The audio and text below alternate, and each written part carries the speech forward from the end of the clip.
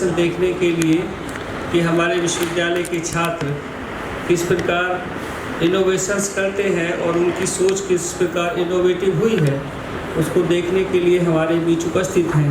आप इस कार्यक्रम में आए हैं तो हम आपका हार्दिक अभिनंदन और स्वागत करते हैं सर। विश्वविद्यालय की सीईओ डॉक्टर मीनाक्षी शर्मा जी, चूँकि बड़ा विश्वविद्यालय है, चलाने के लिए बहुत समय चाहिए, तो आप भी बड़े निवेदन के साथ आपने स्वीकार किया इस कार्यक्रम में आना। हम आपका भी हार्दिक अभिनंदन और स्वागत करते हैं मैडम। हमारा जो ये आगरा विभाग है, इस विभाग के माननीय विभाग प्रचारक श्रीमान अरुण जी हमारे बीच में हैं, और जो ये इनोवेटिव भारत कार्यक्रम है, इसके पीछे जिसके मस्तिष्क की उपज है आप ही अरुण जी हैं। इन्होंने ही इनोवेटिव भारत को एक साकार रूप प्रदान किया है। पिछले वर्ष ये बहुत सफल कार्यक्रम रहा था और इस बार ये उम्मीद है कि बहुत आगे जाने वाला है कार्यक्रम। ऐसे ही श्रीमान अरुण जी, हम आपका भी हार्दिक अभिनंदन और स्वागत करते हैं। डॉक्टर कमल कौशिक जी एक कॉलेज में प्रिंसिपल हैं और जो अपना ये मथुरा विभाग है, इसके प्रचार प्रमुख हैं। हम आपका भी हार्दिक अभिनंदन और स्वागत करते हैं डॉक्टर कमल कौशिक।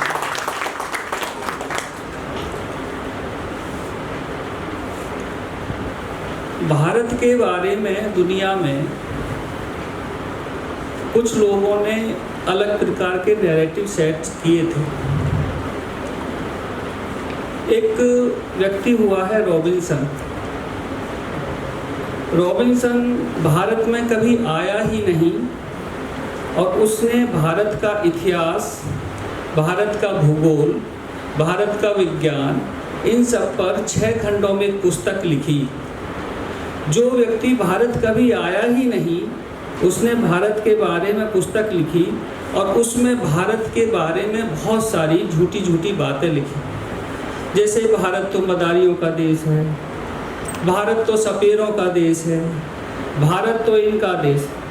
असल में होता क्या था, जिनको आज आईएएस कहा जाता है, इसका पहले नाम आईसीएस था, इंडियन सिविल सर्विस।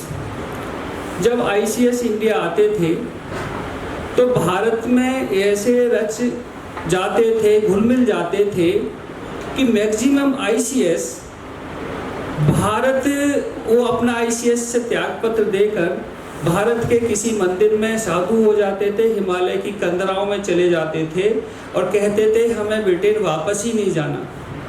तो ब्रिटेन के सामने समस्या हो गई कि जिनको आईसीएस बनाकर हम भारत में भेजते हैं, वो आईसीएस भारत में भारत के ही होके हो जाते हैं और भारत में भगवा धारण करके हिमालय की कंदराओं पे चले जाते हैं, या भारत की किसी स्त्री से शादी कर लेते हैं, और स्त्री होती थी तो वो किसी पुरुष से शादी कर लेती थी, यहीं के होके रह जाते थे। तो इस समस्या से निपटने के लिए ब्रिटेन ने एक झूठी कुछ किताबें लिखवाई और उसमें सबसे बड़ा झूठा रॉबिन्सन था, जिसने भारत के बारे में, भारत के ज्ञान परंपरा जो थी, भारत का जो विज्ञान था, उसके बारे में बहुत सारी झूठी बातें लिखवाई। इनका इसरो इनका नासा 72 सालों का है और ये केवल बता पाए हैं कि चंद्रमा पे क्या क्या है।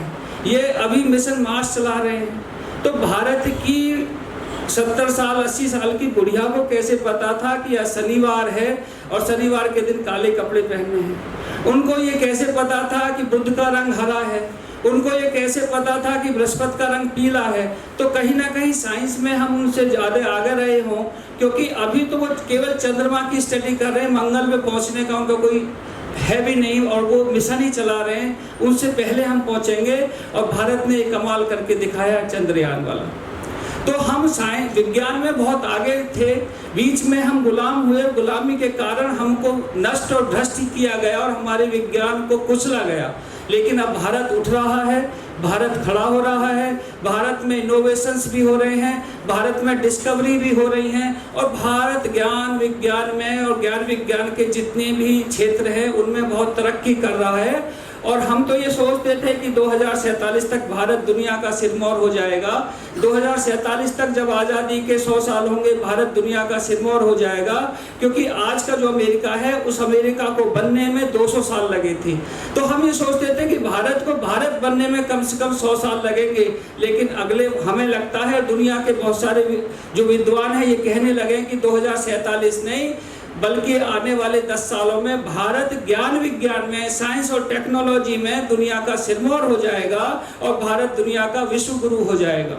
तो इसी परंपरा को बढ़ाने के लिए हम ये सुनते थे कि साउथ कोरिया के बच्चे 10th में, 11th में, 12th में मोबाइल बना लेते हैं, और हम ये सोचते थे कि जितना काम हमारे यहाँ साइंटिस्ट करते हैं उतना तो साउथ कोरिया के और इन देशों के बच्चे कर लेते हैं अपनी लैब्स में।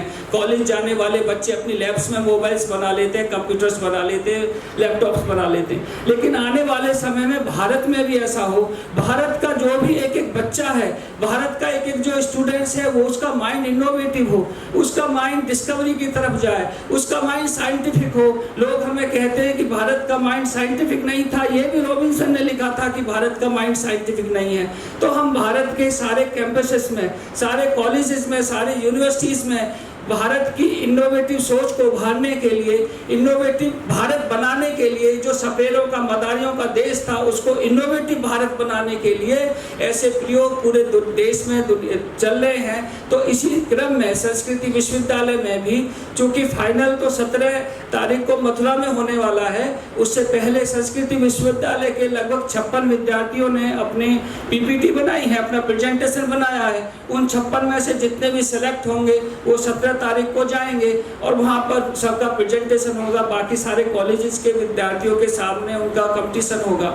और जो जिनकी पीपीटी, जिनके प्रेजेंटेशन उसमें आ जाएं, वो बच्चे तो जाएं स्टूडेंट्स, लेकिन बाकी स्टूडेंट्स को इसलिए भी जाना चाहिए, हालांकि वहाँ पर इतना स्थान नहीं है, हाँ उनको इसलिए जाना चाहिए कि उनको सीखना चाहिए कि बाकी कॉलेजेस के बच्चे, बाकी स्कूल्स के बच्चे क्या क्या कर रहे हैं और उनका माइंड किस दिशा में चल रहा है, उनके इनोवेशंस किस प्रकार के हैं। तो आज के इसके लिए हमारे बीच में हमारे कुलाधिपति महोदय हैं, तो आज हमारे यहाँ कुछ प्रेजेंटेशंस होंगे।